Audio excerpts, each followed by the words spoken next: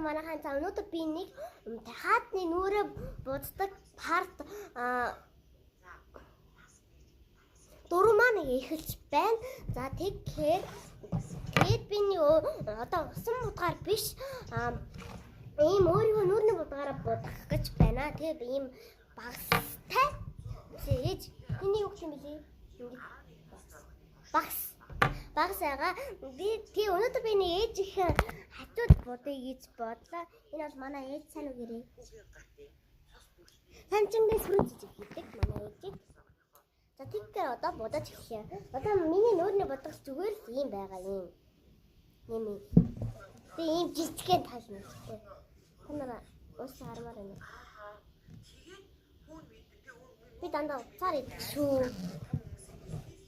За ихээд ээж өөрөө бодоход нүдэ бүтдэг юм үү? Тийм. За тэг би ихээд үдэ бодъё гэж бодлоо. За танад ороо.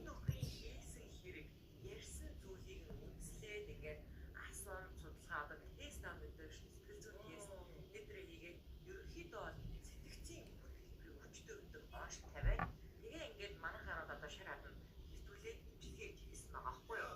Хаагур нэрээ нэгжээд гэсэн чинь бөө зогссон. Тэгээд одоо ер нь одоо ингээд энэ мэдээ ингээд сэвдэг болсон шалтгаанаар энэ чинь 11 он болсон юм. Би ямар бодсон? 14 жилийн дараа тийм үү? Одоо энэ имчилгээ дуусаад гэрлүүд хариулна гэж яригдсан талаар мэдээсэн баггүй юу? Танаар битгий сонсоор манай ээж зүгээр нэг юм сонсож байгаа шүү. Читээ.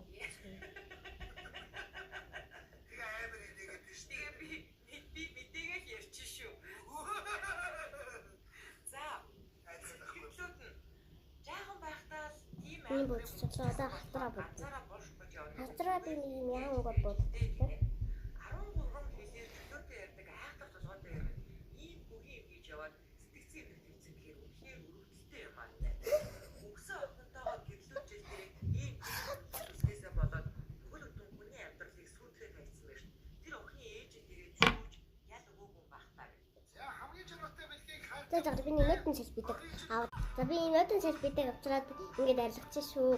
Тэгээ би ингээд бодцолоо одоо гоё. Одоо би юу яа? Уруула бодъё. Манай надад ийм уруулан бодог байна. Ийм гурван юм байгаад байгаа байхгүй. Тэгээд би энэ өөр нүдэ будсан өнгөсгөө бодъё гэж бодлоо. Энэгээр бодлоо.